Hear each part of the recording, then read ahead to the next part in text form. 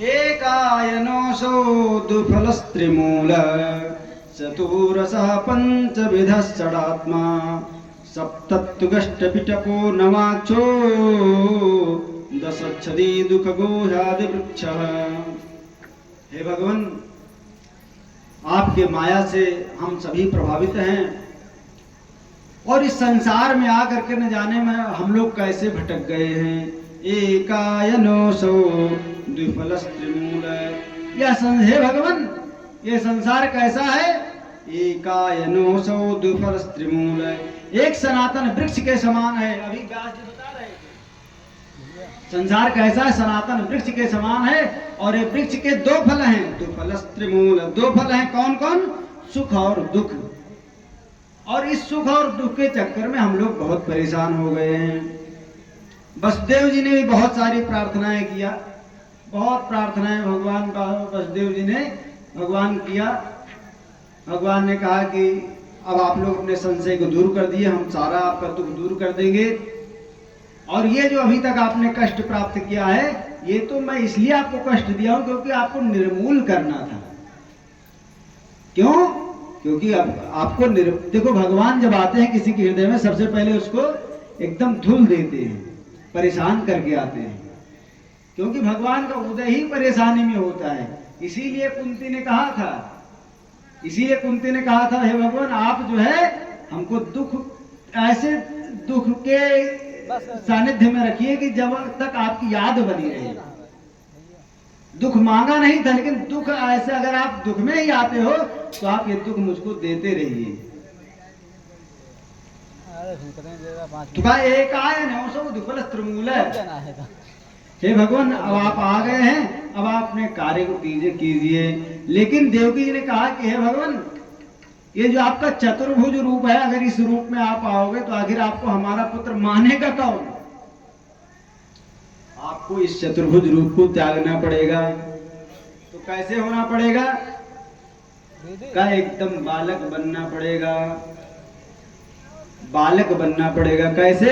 कौन सा बालक बनना? एकदम अबोध बालक। जैसे तुरंत कोई बालक पैदा होता है, ऐसे ही बालक बनना पड़ेगा। और जब आप बालक बनेंगे तभी लोगों को विश्वास होगा कि आप हमारे गर्भ से उत्पन्न हुए हैं। भगवान ने कहा कि अब आपकी इच्छा, पुत्र तो मुझे बनना ही है। अब देखो, भक्त के बस में भगवान हो जाते, जो चाहे सो कराओगे। तो भगवान छोटे से बालक बन गए और आदेश किया भगवान ने कि हमारी योग माया के प्रभाव से ये सारा जो कंस का जितना साम्राज्य है, जितने सैनिक हैं, जितने ये ताला चाबी है, ये सब अपने आप शांत हो जाएगा। और मुझे लेकर के कहाँ चलो? नंद बाबा के यहाँ लेकर के चलो, वहां हमको छोड़ करके आ जाना और उनके यहाँ एक पुत्री हुई उसको लेकर के आ जाना। इतना कह करके और भगवान एक छोटे से बालक का रूप धारण कर लिए। एक छोटे बालक का भगवान ने रूप बनाया और रूप बना करके भगवान ने जो आदेश किया था उसी के अनुसार वसुदेव जी ने भगवान को अपने गोद में लिया। और उस बाद वो वहां से निकले, जितने हथकड़ी बेड़ी थी सब अपने आप खुल गई योग माया के प्रभाव से। जितने जो सिपाही लोग थे वो सब सो गए। जब बाहर निकले तब क्या हुआ कि देखा बहुत तेज बारिश होने वाली है। और बारिश जब इतना भयंकर होने वाला तो वसुदेव जी के मन में हुआ कहीं ऐसा ना हो मामला कुछ गड़बड़ हो जाए। अब भगवान वसुदेव जी के हृदय में तो भगवान ही निवास कर रहे, तो बाहर भी थे और अंदर में भी थे। और जमुना जी की इच्छा ये थी कि हम जब तक भगवान का चरण स्पर्श नहीं कर ले तब तक जाने नहीं देंगे। तो जैसे जैसे वसुदेव जी आगे बढ़े वैसे वैसे जमुना जी भी खूब ऊपर आ गई। जैसे जैसे भगवान वसुदेव जी आगे बढ़े भगवान को लेकर के, वैसे वैसे जमुना जी भी खूब ऊपर आ गई। और जब अंदर में प्रवेश किए तो जमुना जी तब तक ऊपर आई है जब तक भगवान का चरण उन्होंने स्पर्श नहीं किया। यहाँ बहुत सारे भाव हैं, अगर भाव देने लग जाओ बहुत विलम्ब हो जाएगा। भैया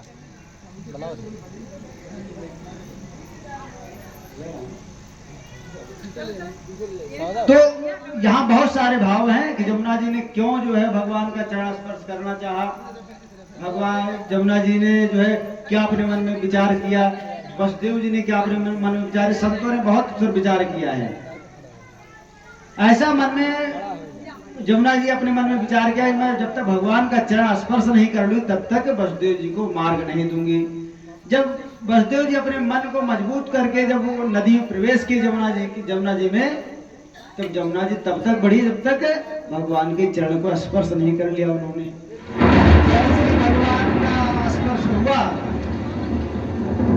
जैसे ही जमुना जी ने भगवान के चरण को स्पर्श किया, तुरंत धीरे धीरे जमुना जी कम होती चली गई। वसुदेव जी को ऐसे लगता है कि जमुना जी ने कृपा कर दिया हो। नंद बाबा के यहाँ वसुदेव जी पहुंचे, वहां नंद बाबा के बगल में, उनकी पत्नी के बगल में, यशोदा जी के बगल में भगवान को वहां पर रख दिया और वहां से योग माया जो पुत्री थी उसको लेकर के आए। और जब वो योग माया आई यहाँ पर ना कारागार में, तब बड़े जोर से उसने चिल्लाना शुरू किया, जैसे बच्चे रोते हैं ना, वैसे योग माया ने चिल्लाना प्रारंभ किया। कंस को ये लगा कि वो 8वां गर्भ आ गया है, 8वें गर्भ का जन्म हो गया है। कंस तुरंत वहां भाग करके आया, अपने पहरेदारों को भी बता दिया। जैसे उसकी आवाज सुना, तुरंत कंस क्या जितने सारे पहरेदार डर गए। ऐसे ही रोई थी योग माया ने।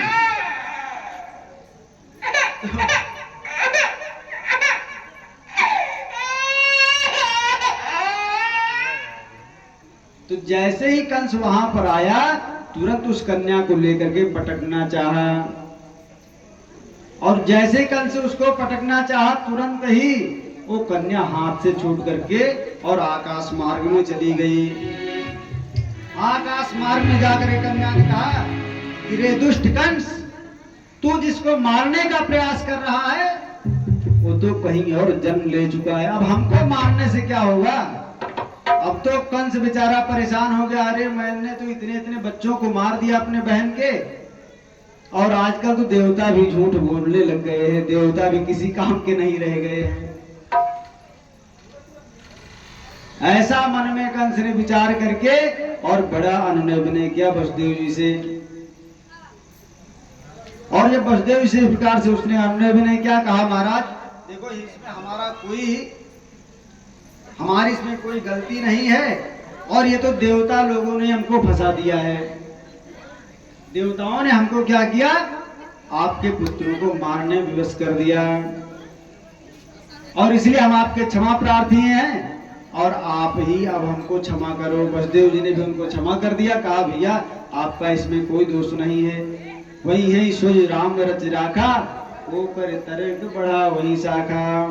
और इधर नंद बाबा के यहाँ जैसे ही पता लगा कि कोई बालक का जन्म हुआ है, तुरंत ही वहां पर जय जयकार होने लगे। बोलो कृष्ण भगवान की, बोलो कृष्ण भगवान की, बोलो कृष्ण भगवान को पार की। करा करके लाए हो, अब वो बच्चे को कुछ जो है अपना वस्त्र जो है उसको दो, कुछ फल मिठाई खिलाओ उसको। भय प्रगट कृपा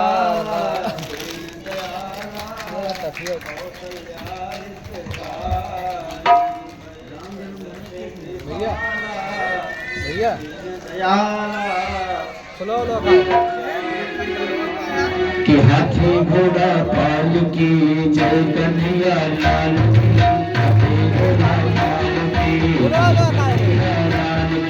हाथी घोड़ा पाल की जय कन्हैया लाल की, हाथी घोड़ा पाल की जय कन्हैया लाल की, हाथी घोड़ा पाल की जय कन्हैया लाल की, हाथी घोड़ा पाल की जय कन्हैया लाल की, जय कन्हैया लाल की जय हो गोपाल की, जय कन्हैया लाल की जय हो गोपाल की।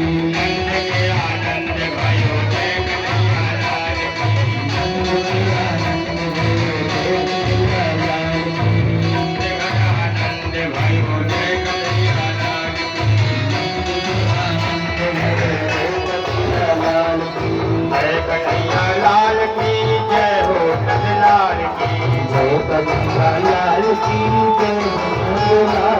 ब्रज में आनंद भयो जय कन्हैया लाल की। ब्रज में आनंद भयो जय कन्हैया लाल की। गौवे चराने आए जय हो गोपाल की। गौवे चराने आए जय हो गोपाल की। गौवे चराने आए जय हो गोपाल की। गौवे चराने आए जय हो गोपाल की। जय कन्हैया लाल की।